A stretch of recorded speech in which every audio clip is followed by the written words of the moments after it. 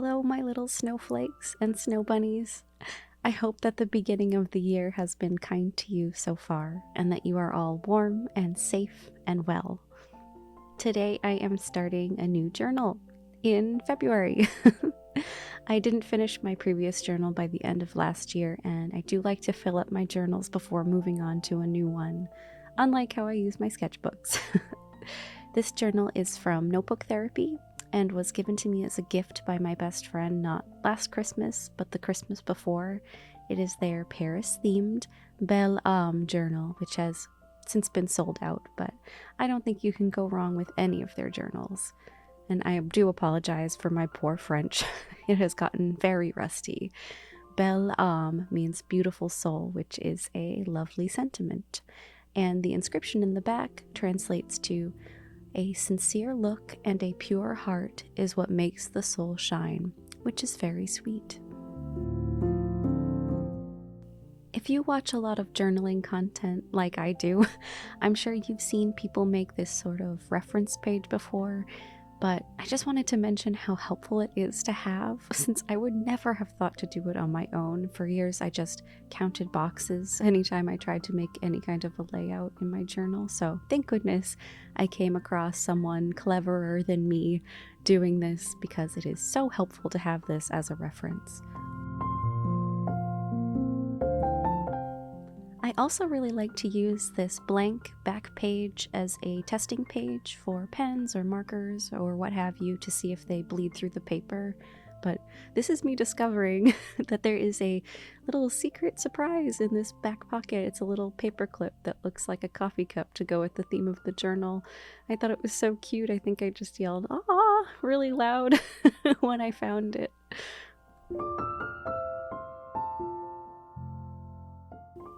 I wanted to incorporate some romantic touches into my theme this month, of course, and you'll see those a little bit later, but I also wanted to continue to celebrate that it is wintertime.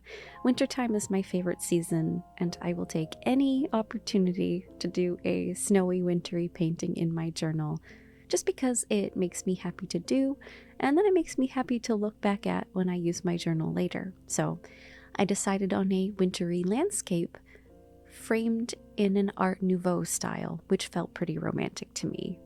Originally, I had thought to do sort of a window frame, like you were looking out at the landscape, but I decided against it.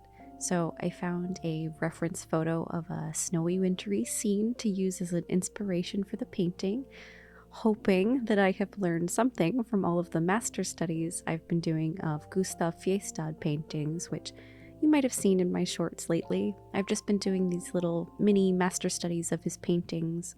I just really love them, especially his snowy landscapes, which he painted a lot of, which makes sense. He lived up north in Sweden, and of course they have such long snowy winters to observe. I think he had a really masterful way with light and form and color, especially describing snow, which is one of my favorite subjects as well. They just really captivated me, so I decided to study them. So as I started out this painting, I tried to think about what I have learned so far.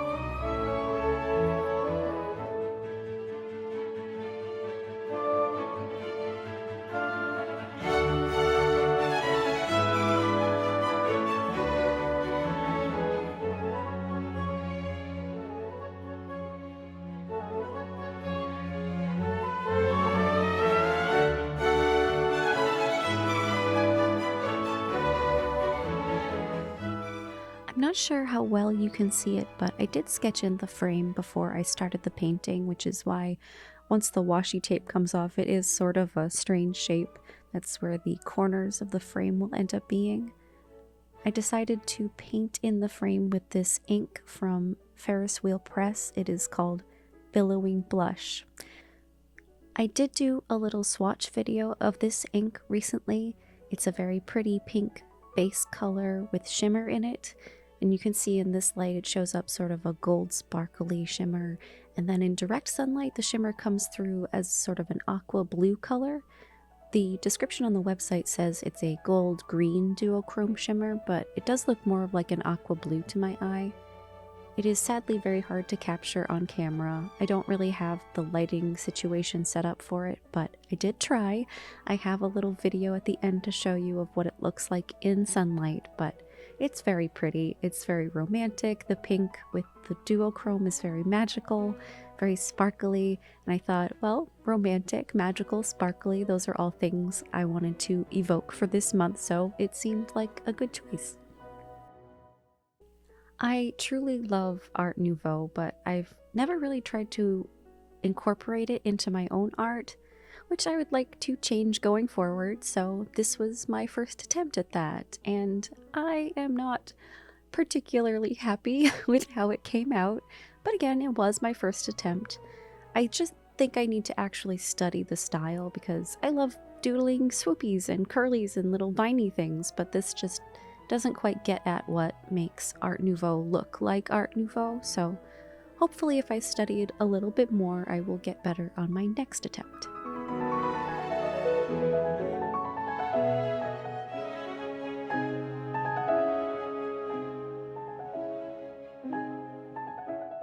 Another thing to add to the list of things I would really like to learn in the new year is actual calligraphy.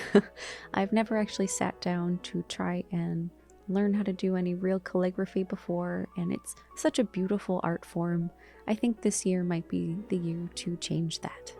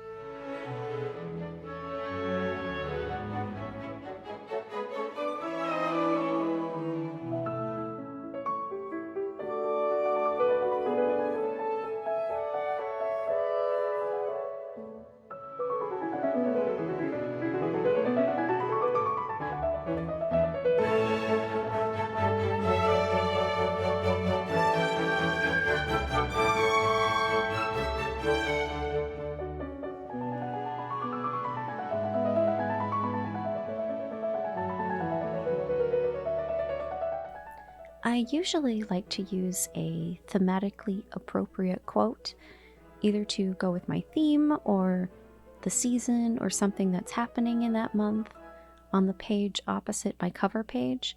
I started to do that originally because I wasn't sure how else to fill up that space, but at this point it's to sort of reflect the theme or the intention of the month, or to reflect the changing of the seasons or something along those lines. This month, the one that I used is an F. Scott Fitzgerald quote. "Two souls are sometimes created together and in love before they're born." February is, of course, when Valentine's Day falls, but my wedding anniversary is also in February, so this quote seemed especially perfect this month.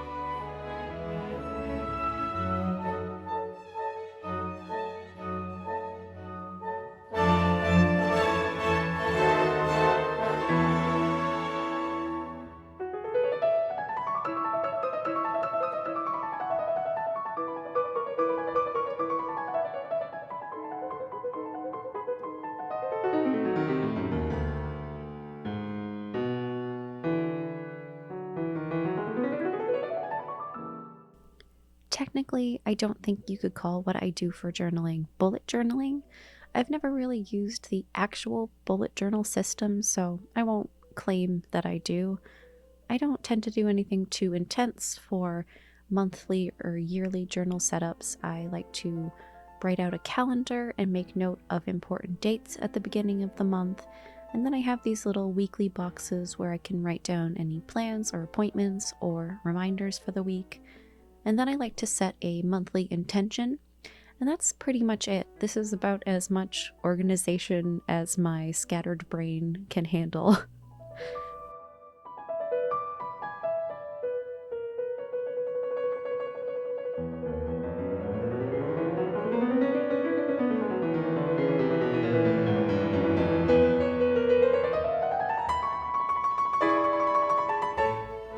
This is my equivalent of a brain dump page.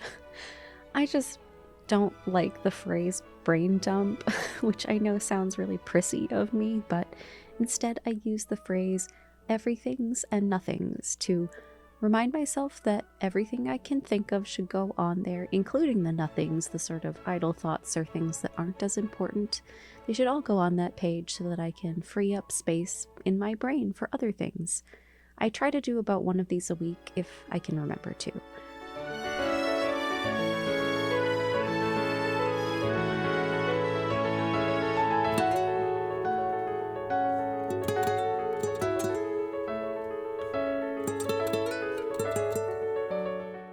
Here's just a little final flip through of what my monthly setup looks like. It's very minimal. Like I said, my head is off in the clouds most of the time. I think too much planning and organization really dissuades me from using my journal. But please let me know if you'd like to see what my yearly setup looks like as well. I could make a video about that if you'd like. Here's a quick look at billowing blush in the sunlight. It's hard to capture, but hopefully you can see how beautiful and magical it looks.